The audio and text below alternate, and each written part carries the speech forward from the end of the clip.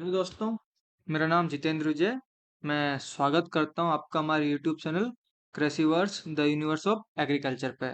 जैसा कि आप सबको पता है, हरियाणा पब्लिक सर्विस कमीशन ने अपना एडीओ का नोटिफिकेशन जारी कर दिया है। एड- जिसमें उसने टोटल नंबर ऑफ पोस्ट बताइए कितनी पोस्ट है, कौन कौन से कैंडिडेट एलिजिबल है, क्वालिफिकेशन क्या है, इसकी एसेंशियल क्वालिफिकेशन क्या है और फॉर्म कब से कब तक चलेंगे इसके। तो हम इस वीडियो में सारा कुछ समझेंगे अपन को फॉर्म कैसे भरना है, इसकी फीस क्या रहेगी और कब से कब तक फॉर्म इसके स्टार्ट होंगे और चलेंगे, एंडिंग क्या है इसकी, है ना।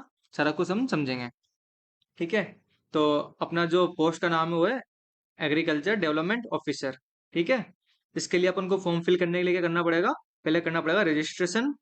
उसके बाद जो भी डिटेल है सारी वो डिटेल फिल करनी पड़ेगी फॉर्म में। फिर उसके बाद पेमेंट करके अपन अपना फाइनल सबमिशन कर सकते हैं, ठीक है। इसमें एक बात का अपन को ध्यान रखना है कि साइट तो ये अपनी ऑफिशियल साइट तो अपनी ये वाली होगी ना, इस साइट पे जाके आप फॉर्म भर कर सकते हो। लेकिन फॉर्म फिल करने के बाद आपको इसकी ये after filling up the application form, the candidates would have to submit the same by making payment of requisite fees. Payment करने के बाद आपको after making payment, the candidate must take a print out of his or application form and upload the same after Dalis checking and sign it. मतलब आपको form बनने के बाद उसकी प्रिंट निकलानी है। फिर उसको प्रिंट निकलाने के बाद उसमें साइन करके फिर वो फॉर्म आपको वापस साइट पे अपलोड करना है। तब भी आपका फॉर्म फाइनल सबमिशन माना जाएगा, अदरवाइज आपका फॉर्म रिजेक्ट हो जाएगा। इसने मेंशन किया हो यहाँ पे, अगर आप ऐसा नहीं करोगे तो आपका फॉर्म ऑटोमेटिकली रिजेक्टेड हो जाएगा, ठीक है। फॉर्म भरने से पहले आप एक चीज का ध्यान रखना, अगर आपके आधार कार्ड में आपका कुछ कुछ भी चीज कोई भी जो इंफॉर्मेशन गलत है या नेम वगैरह गलत है या फिर कुछ भी गलत है उसको सही कराना, है ना। अदरवाइज आपका जो आधार कार्ड के अकॉर्डिंग फॉर्म में डिटेल फिल होगी तो आपके आगे दिक्कत आ सकती है ना। उसने मेंशन भी किया हुआ है, candidate can register only online by using the mobile number and Aadhaar card. In case the data in Aadhaar card is not updated, the candidate should apply through mobile number, ठीक है। अगर आधार card में आपका update नहीं है तो आप mobile के नंबर से उसका अप्लाई कर सकते हो, या फिर आप आधार कार्ड को अपडेट करके फिर आधार कार्ड से अप्लाई कर सकते हो, ठीक है। In case the candidate are applying using the Aadhaar number, that data would be verified from the relevant site. मतलब आपका ऑनलाइन वेरिफिकेशन हो जाएगा पूरा का पूरा डेटा का, जो भी आधार कार्ड का वो डेटा है। And the candidate would ensure that the data of their Aadhaar card is updated, ठीक है। तो ध्यान रखना, अगर आपका आधार कार्ड अपडेट नहीं है तो आप अपने मोबाइल नंबर से रजिस्ट्रेशन करना। आगे समझते हैं अपने।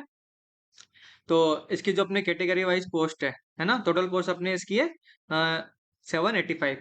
इसको उसने डिवाइड कर दिया। जनरल की पोस्ट अपने 448। इसमें सारे ऑल इंडिया स्टेट एलिजिबल है, मतलब पूरे इंडिया के लोग इसको भर सकते हैं ना, 448 पोस्ट पे अप्लाई कर सकते हैं, ठीक है। जिसमें इसने एससी की डिवाइड की कर रखी है, और ओबीसी की डिवाइड कर रखी है 5724 और ईडब्ल्यू की 89। ये सब हरियाणा के जो स्टूडेंट्स है, हरियाणा के जिसका पर डोमिसाइल है उनके लिए ही है ना। बाकी जनरल में अदर जो भी स्टेट के स्टूडेंट्स हैं वो सारे जनरल कैटेगरी में ही काउंट होंगे ना। तो अपने फॉर्म स्टार्ट होंगे 5 अगस्त से और अपने चलेंगे 25 अगस्त तक, शाम को 5 बजे तक, ठीक है। और ये अपनी ऑफिशियल साइट है, हरियाणा पब्लिक सर्विस कमीशन की ऑफिशियल साइट है, इस पर जाके आप अप्लाई कर सकते हो। ये अपन ने देख लिया। अगर आप हरियाणा के कैंडिडेट हो और आप वहाँ पे ईडब्ल्यूएस या ओबीसी या फिर एसटी एससी सर्टिफिकेट लगा रहे हो, ठीक है। तो आपका सर्टिफिकेट है ना वो अपडेट होना चाहिए। मतलब ऐसा नहीं कि आप पुराना लगा रहे हो, अगर आपको लगाना पड़ेगा नया वाला, क्योंकि इसने साफ साफ मेंशन किया है यहाँ पे। अगर आपका सर्टिफिकेट में जो डेट है इशू होने की वो फॉर्म की एंडिंग डेट के बाद की डेट है तो आपको सर्टिफिकेट मान्यता नहीं होगी उसके ना। तो नो सर्टिफिकेट और document issued after the closing date will be accepted by the commission at any stage of the selection process, ठीक है।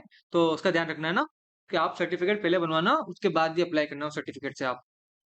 ये अपने जो हरियाणा के कैंडिडेट है उनके लिए फीस रहेगी 250 रुपये, जो जिसमें ये अपने SC ST वाले आगे सारे, और नॉन क्रीमी लेयर आएगी ओबीसी के ना। और ईडब्ल्यूएस वगैरह की अपने 250 रुपये, सबकी 250 रुपये। जनरल कैटेगरी की अपनी रहेगी 1000 रुपये, और अदर स्टेट के लिए भी 1000 रुपये रहेगी, ठीक है। ये इसकी फीस है। अगर आप एक बार पेमेंट कर दोगे तो आपका पेमेंट रिफंड नहीं होगा। ये इसकी एज लिमिट है, आपकी 18 साल से कम नहीं होनी चाहिए और 42 साल ज्यादा नहीं होनी चाहिए ना। और ये सारी एज अपने ये आपकी कम से कम आप 18 साल के होने चाहिए और मैक्सिमम आप 42 ईयर्स के होने चाहिए। और ये कुछ रिलैक्सेशन है एसटी, एससी, ओबीसी के लिए 5 साल है ना, ये देख लेना। ठीक है। जो आपका एग्जाम होगा, ये आपका एग्जाम होगा ऑफलाइन मोड पे, मतलब आपका जैसे नॉर्मल ओएमआर वाला होता है ना, वैसा एग्जाम होगा। सीबीटी मोड पे आपका एग्जाम नहीं होगा। और इसका सिलेबस अभी इन्होंने जारी नहीं किया, पर इसका सिलेबस में लास्ट टाइम जो वैकेंसी आई थी सिलेबस था, वो इसका सिलेबस रहेगा। तो मैं कोशिश करूंगा अगली वीडियो आपके सिलेबस के बारे में बना दूंगा ना।